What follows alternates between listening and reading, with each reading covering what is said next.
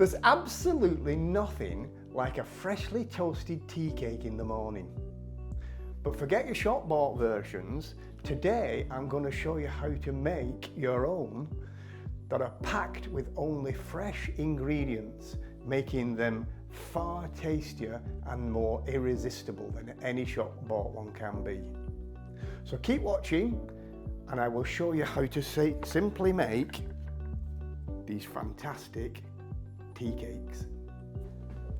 Okay, well, we're going to make 6 tea cakes today. Now, even though it says we call them tea cakes, they're actually a type of bread, so we're going to be using yeast in them. But basically the ingredients are really easy. We've got some flour, some water, some milk, some butter, some mixed raisins and sultanas. Mentioned the yeast. We've got some mixed spices to give it that nice spicy taste that you associate with a tea cake. I've got some sugar and some salt.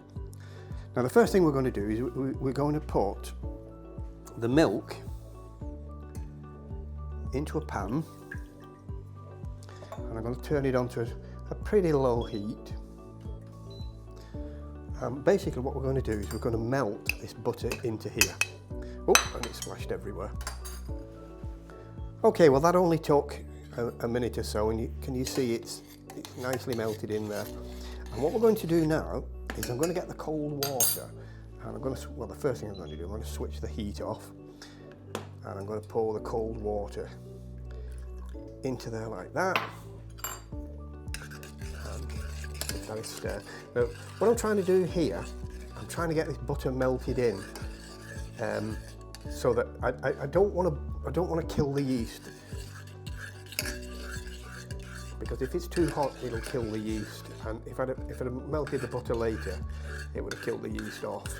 So basically what I'm doing with this now is I've got to get this down to so it's sort of a tepid water temperature, so it's just warm to the feel. It's not cold like it comes out the tap, but I'm trying to get this down. I'm just going to leave it until it's cooled down. So that's perfect. So what we're going to do now is I'm going to put a little bit of the sugar, not all of it, I'm going to put a little bit of that sugar into there like that, and then I'm going to put the yeast in, and then I'm going to give that a stir. I'm going to leave this for about 10 minutes, and what it's going to do is it's going to prove that this yeast has started to rise. So this has had its 10 minutes, and I don't know if you can see it, but it's formed sort of a crud on the top. And you see, I don't know if you can actually see that because it'll tip out before I get it to the right angle. But that's proof to me that the yeast is working. So I'm just going to put that mixture to one side, and now we can get on with mixing. I've got myself a mixing bowl. I'm going to put the flour in there. And basically what I'm going to do, I'm going to put everything apart from the fruit in. So I'm going to sprinkle the mixed spices. Now the mixed spices will gives it that nice taste, that spicy taste. And if you like spices, you could put a bit more in if you wished. Get that in there like that.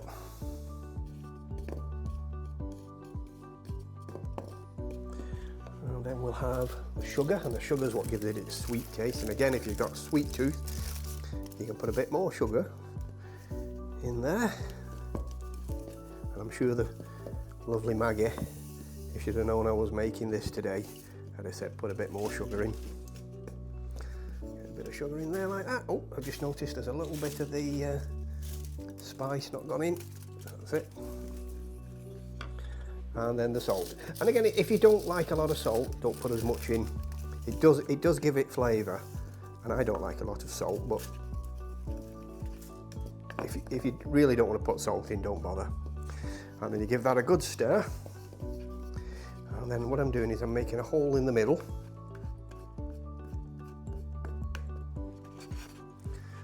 and I'm going to pour our liquid in bit by bit, mixing as I'm going.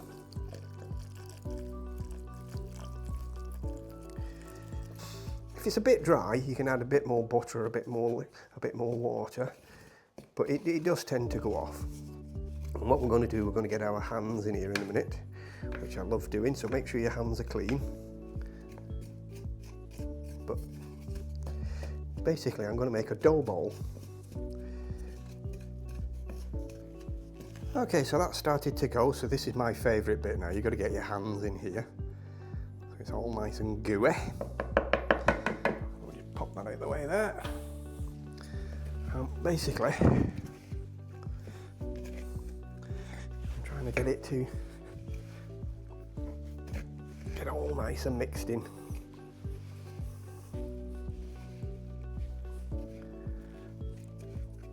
Takes a few minutes.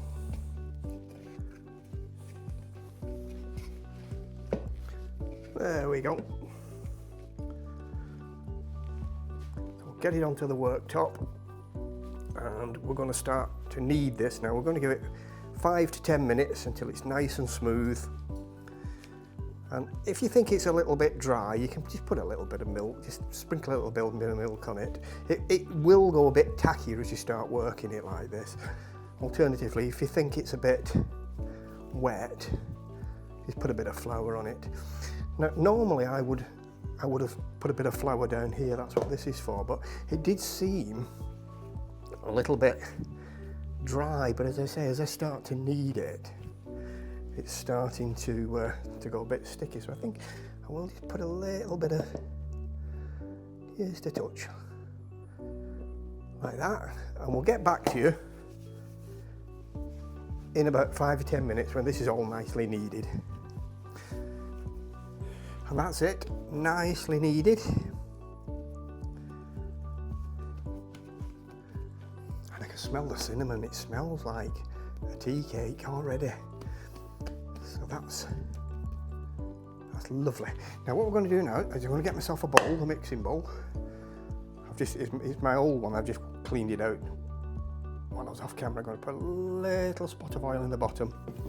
Just work it in, just so things don't get stuck.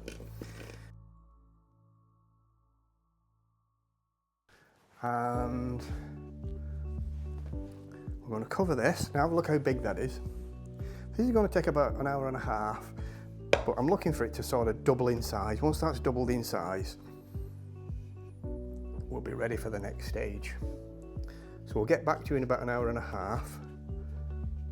And here we are back, and it's had about an hour and 15 minutes, and because it's nice and warm today, look at that, it's risen magnificently.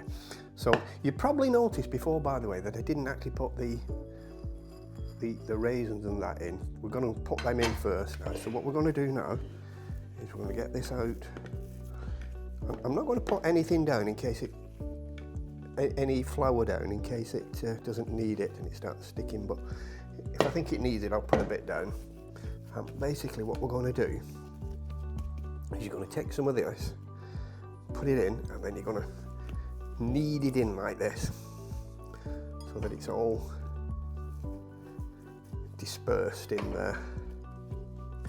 And there you go.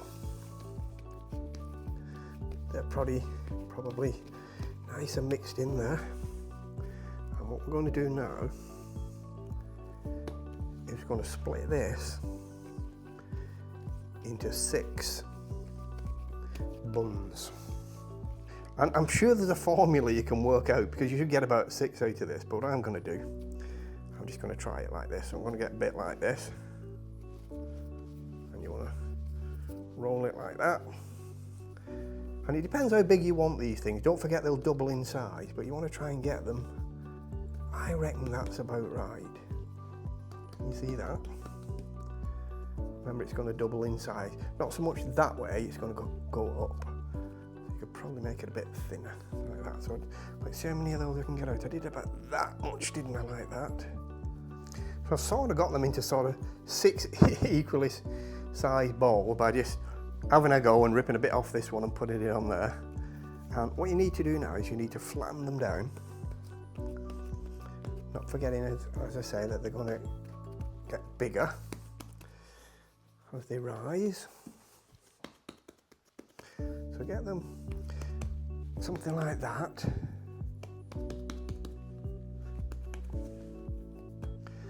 And what will happen is they'll more rise upwards than outwards. They will go outwards a bit.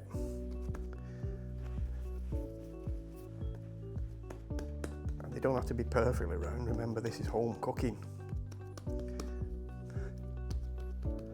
Get them something like that. Yes, I've got myself a baking tray, and what I'm going to do, I put some grease-proof paper on it, and I'm going to plonk these onto here. Leave a little gap between each of them for expansion as it rises. There's it. Just stick that on there.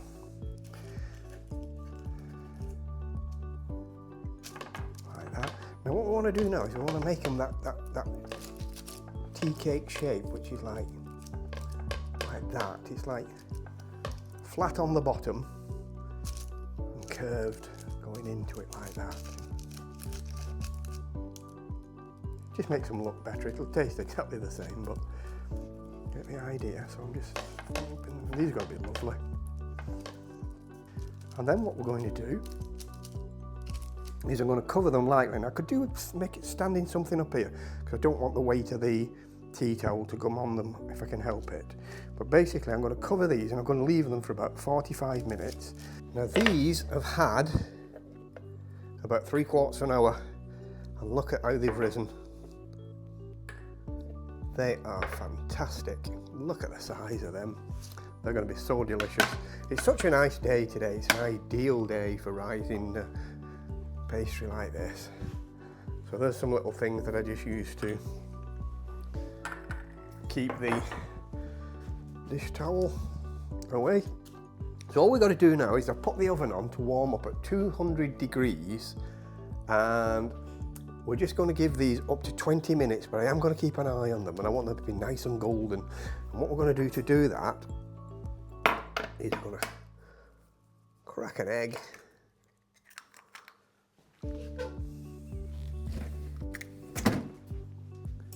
Give it a good whisk. There we go. And then we're just going to liberally coat the top of each of these tea cakes. I'm going to make them a nice golden colour. There we go.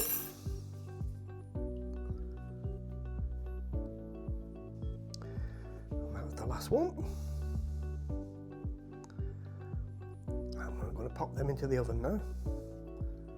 I'm going to pop those into the middle. I haven't got it on fan, I've just got it on 200 conventional electric oven, 200 degrees C. So we're going to give that up to 20 minutes. But I am going to keep checking it because every oven's slightly different and I don't want to burn them. Okay, so let's get back to those in about 15 to 20 minutes. And there we go. I gave it 20 minutes and I've just given it another minute or so because they weren't quite browned enough on top, but look at that. Oh my word, they are perfect. So I'm just going to pop them onto there like that.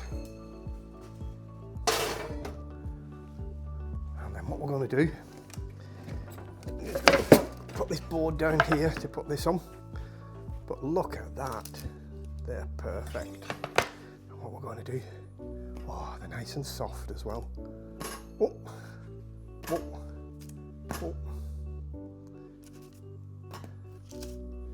Oh, get that out of the way.